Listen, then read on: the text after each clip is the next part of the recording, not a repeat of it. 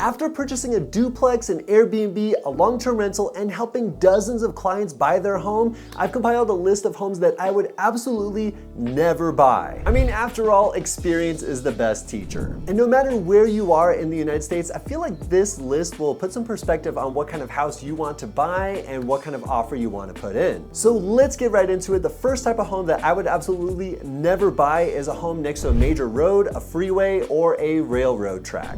Noise is always going to be a concern no matter where you are, and if you want a good night's sleep, you do not want to be close to these areas. Major streets ruin the whole vibe of the house, and even if you're used to that white noise of, let's say, cars driving by or cars honking, I feel like even if a big semi runs by your house, it's just going to shake the whole house and still be a big distraction. So what is a major street? I would consider a major street to be one that has a speed limit of 40 miles per hour or higher. So of course, trains are going to be included in that, as well as major highways. So you just don't want to have a house that's close to those types of areas. Let's say for some reason you're completely fine with a house that's right next to a major road, a highway, or a railroad track, and you decide to put in an offer, it gets accepted, and you finally close on the property. So your future buyers will not share the same sentiment as you. And when you have 40-mile-per-hour cars just driving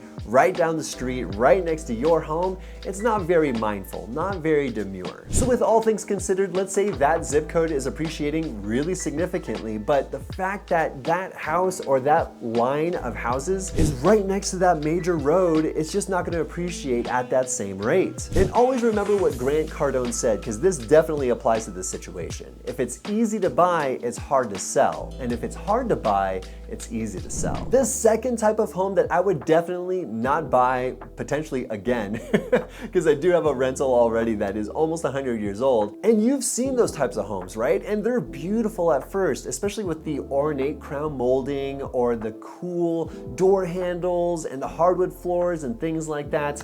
But those homes were built in a time where there was a lot of pride in ownership, right? And over the course of 100 years, it's just gonna have that deterioration, and you don't know if the infrastructure of that house will keep up with the times. For example, a lot of the electrical systems that are built into those 1900s houses or even 1920s houses just can't really comply and handle all of the demand that current appliances are demanding. I mean, imagine having like an air fryer and a coffee machine or even an espresso machine plugged into the same outlets. I would say it would likely trip with those older electrical systems. Another interesting case of older electrical systems is this knob and tube wiring that were super popular in the 1880s all the way up to the 1940s. So even if you were to just look at tube and knob wiring, it just does not look appropriate for today's standards, mainly because the main thing here is that it does not have grounding for that electrical system. And without that grounding for the electrical, you are more likely to have fires start in the house. And when you purchase a 100-plus-year-old home, the plumbing will also be a likely issue. Sewer lines connecting the main house to the city sewer lines often have problems of their own, especially since they're made of clay. And when you have this expansion of soil and contraction of soil depending on the weather, the temperatures outside, and things like that, these clay pipes will bend and even break. So 9 times out of 10, especially with these older homes, you will have issues with the sewer line, especially when it comes to cracking or even bellying of the sewer line. And what do I mean by bellying? Basically, when you have the line from the sewer line from the house going over to the city sewer line, it should be a nice gradual descent going into the city sewer. But more often than not with these older homes, you might have a belly in that sewer line. Basically, it's like a bend or like a little concave so that all the water and sewage that goes from that house and tries to go over to the city sewer line, it gets caught in that belly. So yeah, I would highly recommend, if you absolutely love the house, get an inspection done so that you can negotiate it with the seller and be like, hey, I see this is going to be a problem in the future. Let's work out some sort of deal so that I can get credits for it or something. That way it's not a huge out-of-pocket expense by the time you take ownership on it. Asbestos is another common problem in these older homes, and all the way up to the 1970s, asbestos was super common throughout the whole house. They used asbestos in almost all cases of insulation throughout the whole house, from water heating insulation to electrical wiring insulation. And some of you may be even living with asbestos right now. I mean, it's not a huge deal at this point in time because it's not friable, basically it's not airborne, but popcorn ceilings are super popular still. And if your house hasn't been renovated since the 70s or 80s, then you're likely living with asbestos. To be honest, it's not a huge concern if you have asbestos still in the house, but the main thing here is that if you're planning on having these major renovations within your house, definitely have a licensed professional take care of it, abate it, basically meaning they are considering it waste and properly take care of it and get it out of the vicinity so that you can live happily ever after. So why did they have lead in paints back in the day? Well, the drying process was much faster, the coat looked much better, it stuck on the surface a lot longer, and also protected the house from corrosion and any sort of water from coming into the house. So if it's awesome in paint, why did they ban it? Well, it turns out lead is very toxic, and it is very toxic to kids. Let's say if they were to get a lead-based paint chip, which it often flakes from those walls with lead-based paint, if they were to eat it, they're eating lead, and that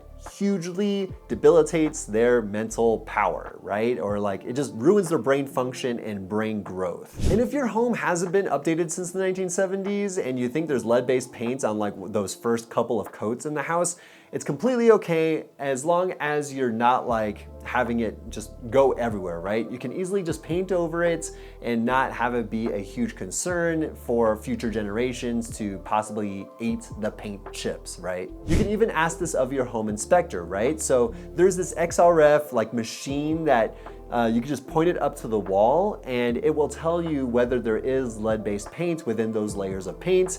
And as long as it's not like on the surface, it's like deep in there, you have nothing to worry about, like I mentioned earlier. The third type of house that I would absolutely never buy is a house in a flood zone. And that doesn't matter whether you're in a 5-year, 10-year, 100-year, or 500-year flood zone. I would just avoid it. For me personally, the main reason why I do not want to have a home in a flood zone is because of insurance premiums. So many people are having issues with their insurance premiums, and that includes Colorado specifically because, you know, we have hail, we have wildfires, and everything in between. So I just don't want to have that extra insurance of having to deal with flood insurance. There's a couple of other states that are seeing some significant increases as well, such as Texas, California, Louisiana, and Florida, and they're all really close to these huge bodies of water.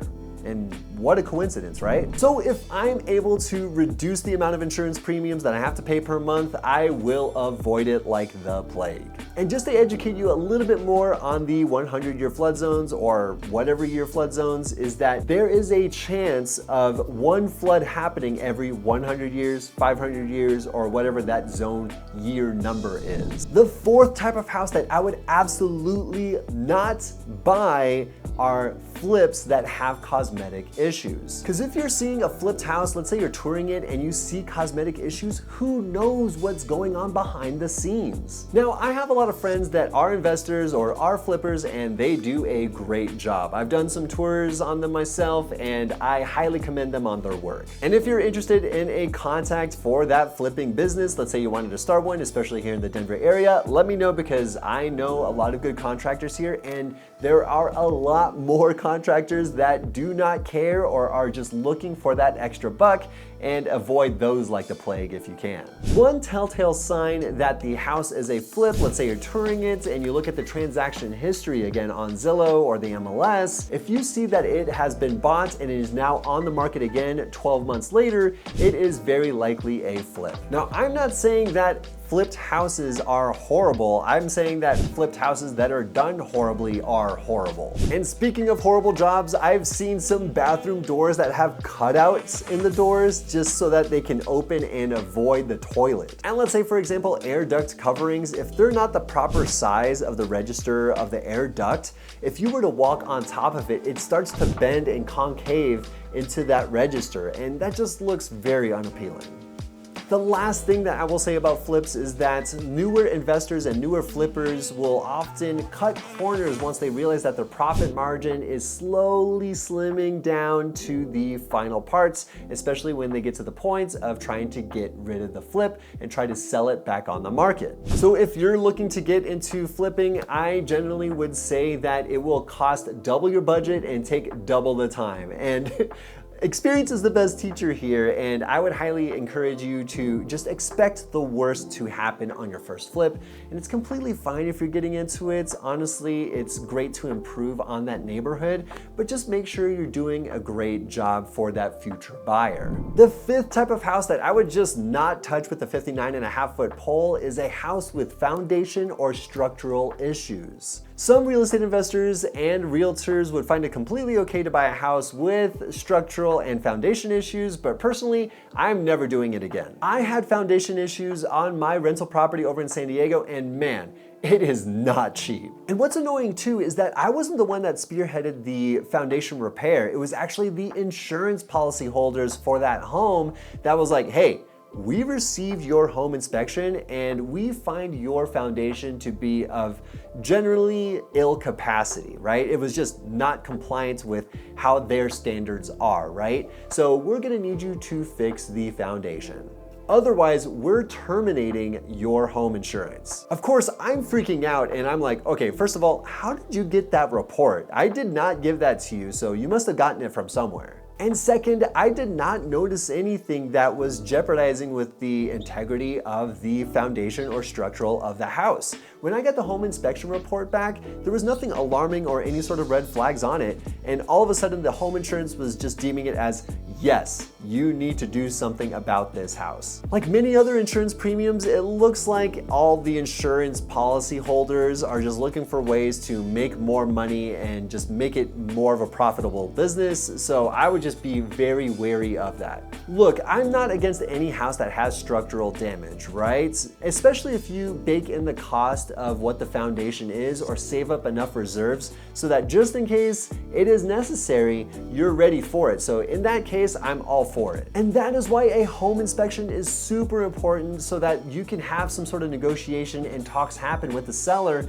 That way you're not picking up a property that just requires another $20,000 of foundation repairs. But let's say you get the home inspection report back and it shows some significant damage on the posts and piers in the crawl space or something like that. I would probably go on to the next property, right? And to set some expectations, the repair cost for the structural damage on my San Diego house was $20,000, and it could vary all the way up to $40,000, especially if you have a basement on the home. So full disclosure here, one of my rental properties is actually almost 100 years old. It's kind of crazy to think about. And I'm noticing all these things and I probably would not buy it again, but because I bought it already and I'm learning so many things about owning an older home or learning how to operate an Airbnb or things like that, I'm able to go into it knowing with that experience what that next home should be like and what kind of tasks I want to have or problems I want to have. And also the clients that I work with in the future will really appreciate the kind of insight that I have, especially since I've gone through the trenches already. And if you're still on the fence of even just owning a home, I mean, for me personally, rents go up, appreciation goes up, I can write off a lot of the expenses on my taxes, and ultimately it's a place that I can live in if I really wanted to move into that place. And speaking of which, if you're interested in buying an investment property in the Denver area or even relocating or moving to the Denver area, hit me up. All my contact information is down below in the description, and you can even book a free one-on-one call with me, even if you're not in Colorado. Like, I'm here to help you out in all regards of home buying. So yeah, click that link down below in the description. So thanks so much. Those are my 5 types of houses that I would just never buy again or ever. I personally think that home buying is a huge step towards building wealth compared to just renting. So that being said, thanks so much for watching, and I'll see you guys next week.